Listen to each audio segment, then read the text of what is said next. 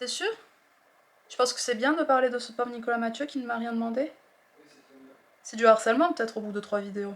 Faudrait que je demande au fou allié peut-être à partir de quand. Mais je crois que j'ai vraiment les seins qui débordent par contre, mais bon c'est pas grave. Ça fera plus de vues, n'est-ce pas? Bonjour à tous, aujourd'hui on va parler de Nicolas Mathieu dans ce nouveau format que j'avais introduit en, je sais plus, en décembre ou un truc comme ça pour Leila Slimani, que je voulais appeler A priori, parce que en gros je crois que je m'interdisais pas l'idée de parler d'auteurs dont je n'aurais pas lu les livres, sauf que je vois bien qu'à chaque fois que je fais ce truc, j'ai pas envie de parler vraiment d'auteurs dont j'ai pas lu les livres parce que je sais que j'aurais rien de très pertinent à raconter.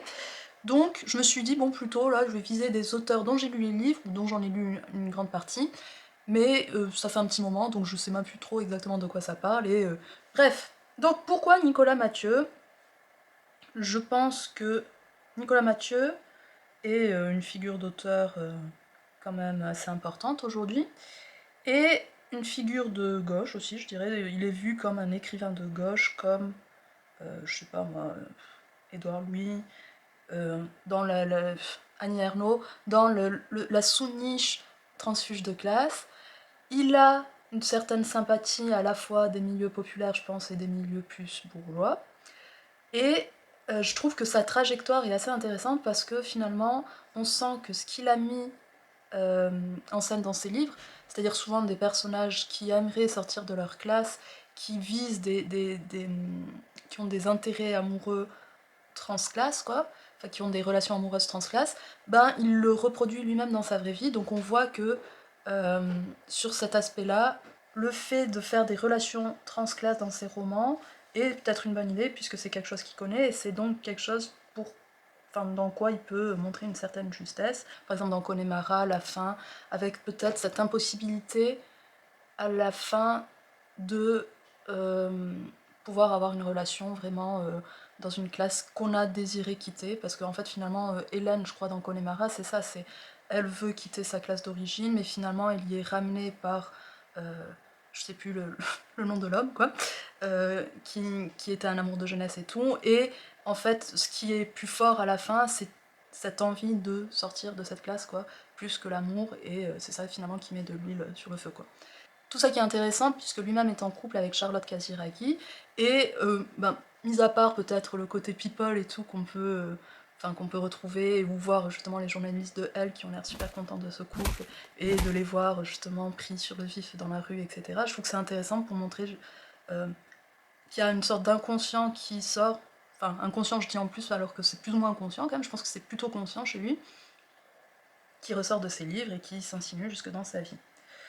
À côté de ça, pourquoi Nicolas Mathieu n'est pas l'auteur que j'adore, enfin, n'est pas un de mes auteurs préférés? Je pense qu'il est surcoté un peu pour différentes raisons.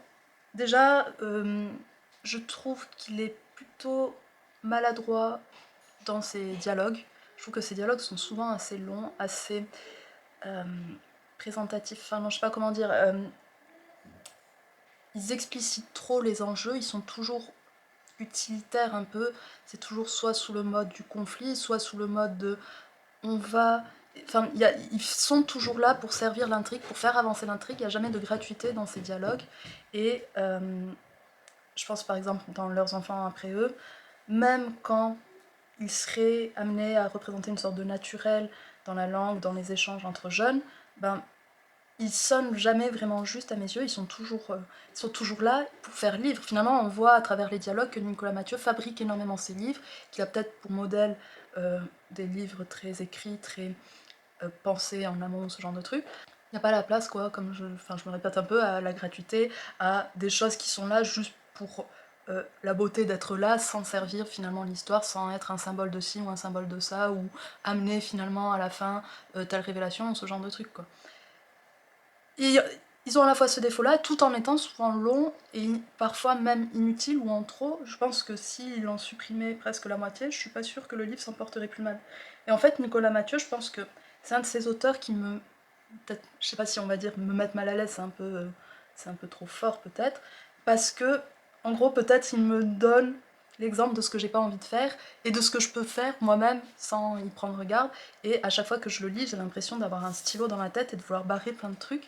Et c'est pas si fréquent que ça m'arrive quand je lis des auteurs qui sont édités. Et en fait, ouais, je suis tout le temps dans une posture un peu de correctrice, comme je le ferais avec mes propres textes qui sont encore en maturation, quoi. Un autre point sur lequel je pense qu'il pourrait s'améliorer, c'est sur ses recherches.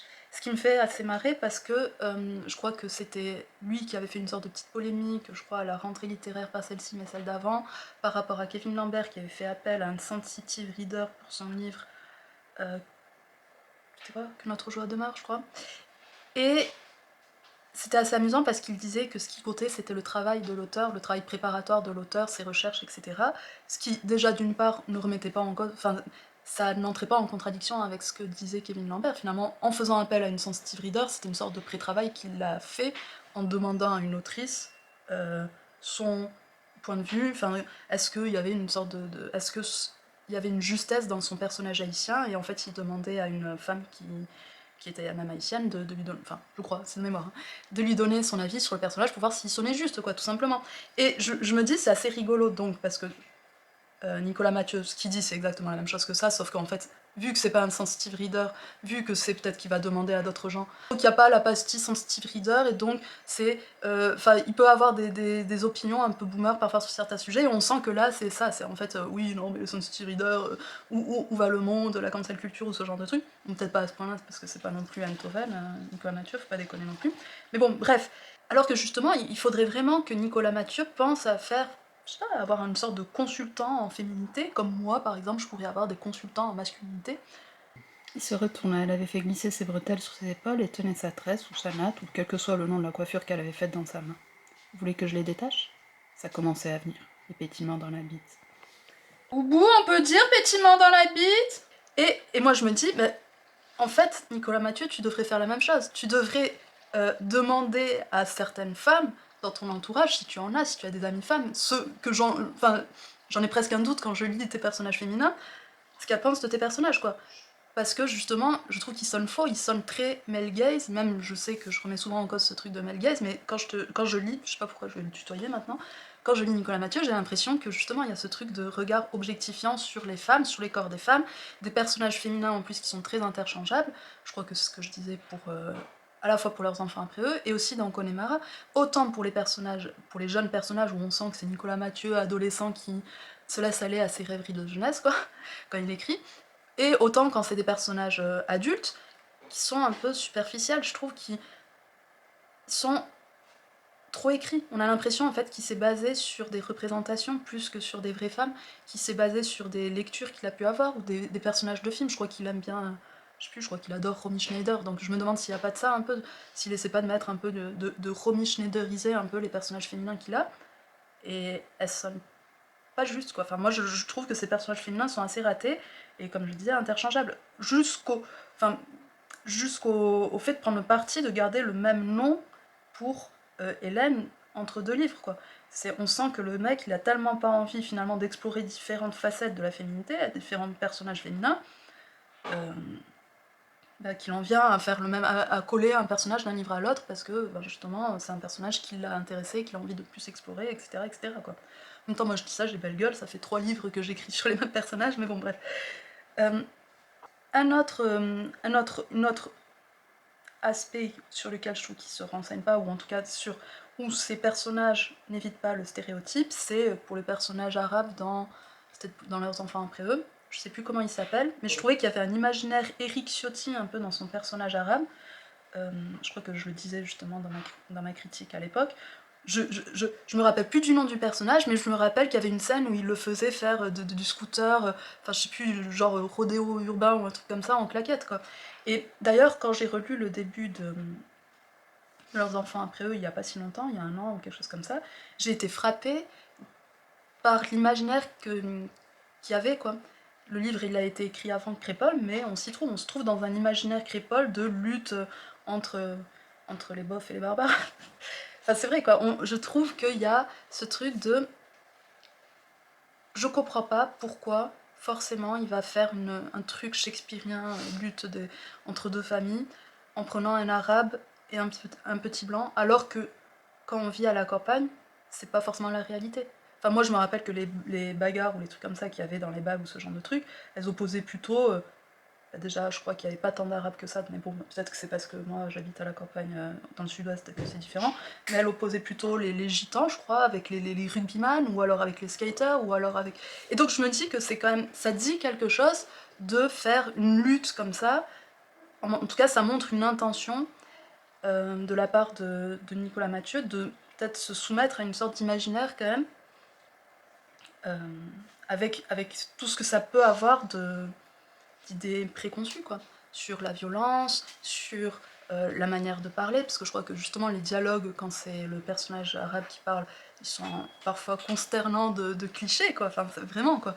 Euh, le personnage du père, du personnage, je vais encore l'appeler personnage arabe, parce que je me rappelle même plus son nom, euh, c'est aussi un gros cliché, c'est le cliché type de le père arabe dans la littérature française qui est un peu accablé, quoi. Il est accablé. Le père arabe dans la littérature française est accablé. Alors bien sûr, il va être un peu violent et ce genre de truc, mais surtout il est accablé, quoi. On sent qu'il est taiseux, qu'il porte le poids en fait de tout ce qu'il a subi sur les épaules.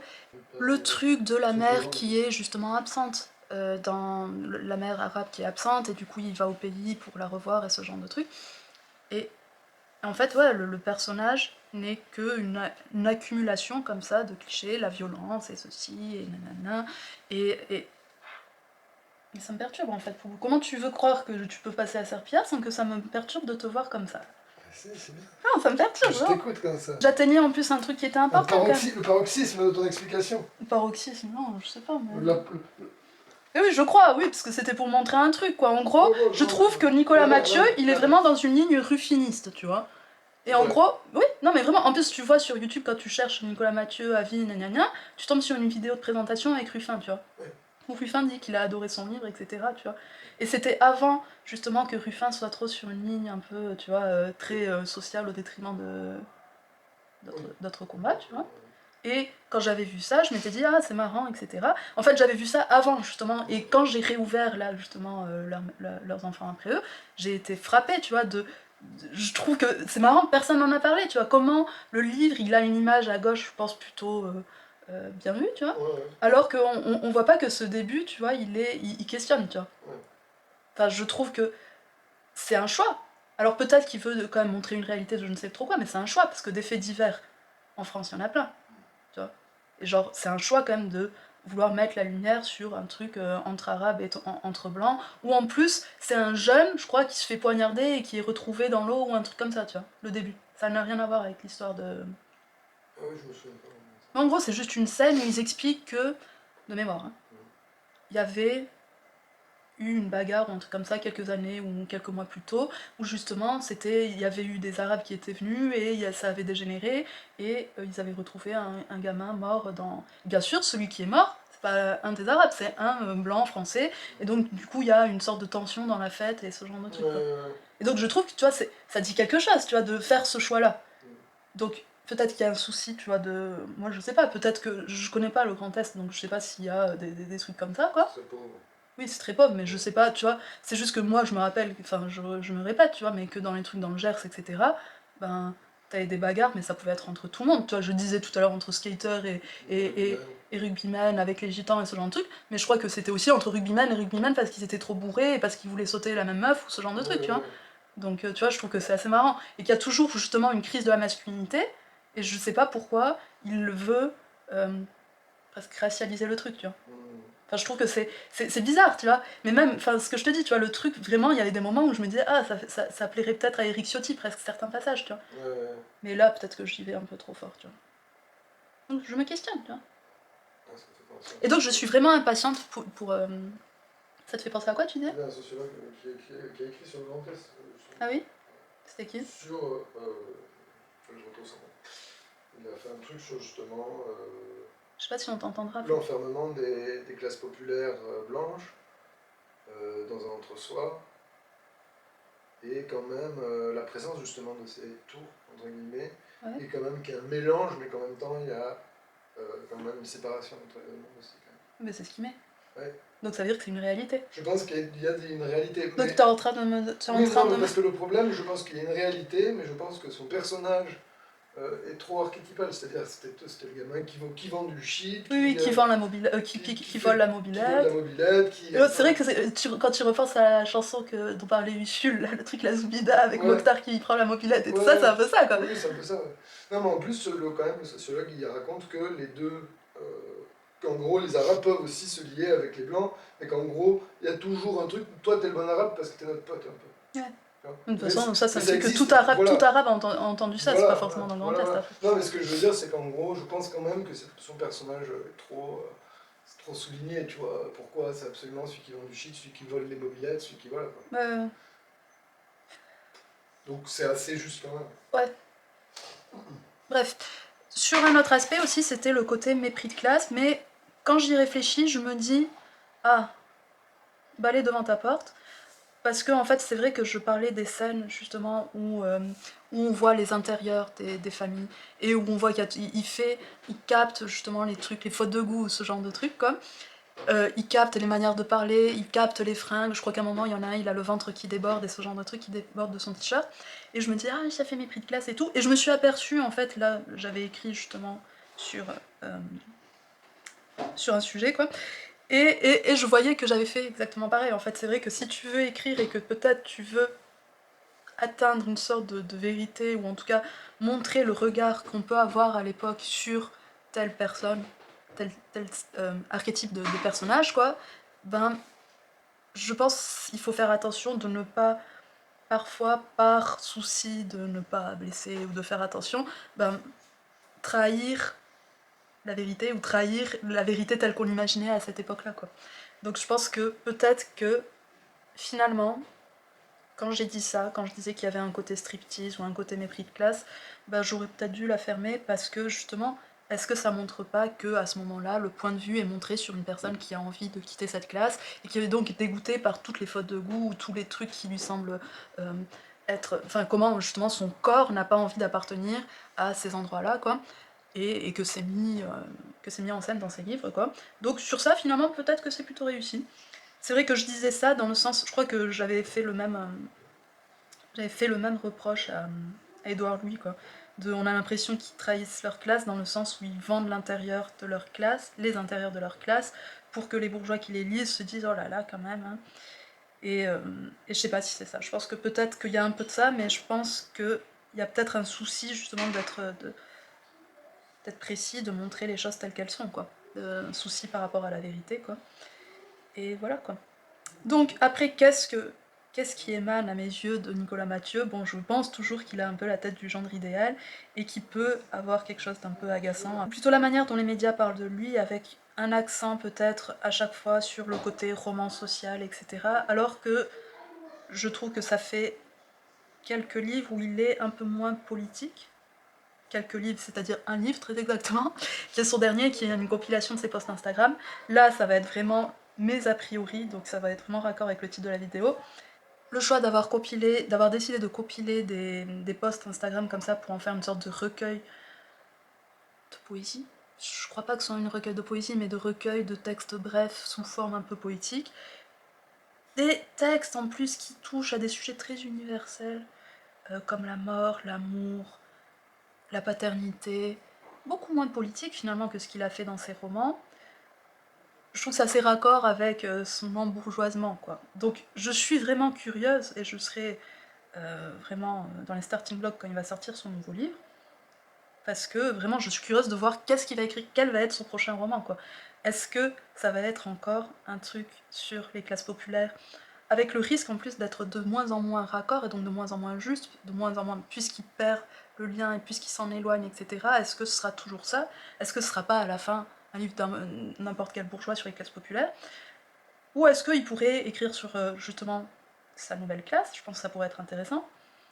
Et avec peut-être quels sont les ingrédients pour être accepté, quoi. Je me demande s'il a du recul sur ces, sur ces choses-là, quoi. Assez de recul en tout cas pour écrire dessus. Et après, oui, autre chose qui me questionne, c'est le fait que je trouve qu'il sort pas énormément de romans. Donc pour quelqu'un qui se dit romancier, après je sais que je dis ça et qu'après pour quelqu'un comme Amélie Nothomb, je dirais oh putain, elle nous sort un livre tous les ans, gna gna gna, on sent qu'elle racle ses fonds de tiroir et tout et tout. Mais enfin, pour Nicolas Mathieu, je trouve qu'il y a parfois une attitude un peu de poseur, quoi. Je trouve qu'il sort pas assez de romans, quoi. Voilà. Voilà. Alors est-ce que c'est une petite déclaration d'amour cachée, peut-être, que de dire ça? J'en doute. À vous de me le dire. À vous de me dire aussi quelle autre personnalité littéraire vous aimeriez que je traite dans un prochain format. Je pensais à Sylvain Tesson, mais en même temps, c'est vrai que lui, j'ai vraiment pour le coup lu aucun de ses livres, donc je pense pas que j'arriverai à tenir 27 minutes 59 dessus. Je pense que ça risque de ressembler à un truc comme wow, Sylvain Tesson, vous pensez pas qu'il est pas très symétrique du visage? Ce qui risque de pas être très intéressant, quoi. Je vous remercie de m'avoir regardé, et je vous dis à très bientôt. Voici le second numéro du magazine littéraire Chini Chini, qui cette année s'intéresse à la critique littéraire, mais aussi à la droitisation dans le milieu éditorial, au purple washing dans les librairies, et qui propose aussi 2 interviews, dont celle de Philippe Génada, qui est cette année au Goncourt, soit dit en passant. Il est au prix de 14,90€ en format papier, 4,90€ en format PDF. Vous pouvez avoir toutes les informations en barre d'infos. Je vous remercie de m'avoir écouté.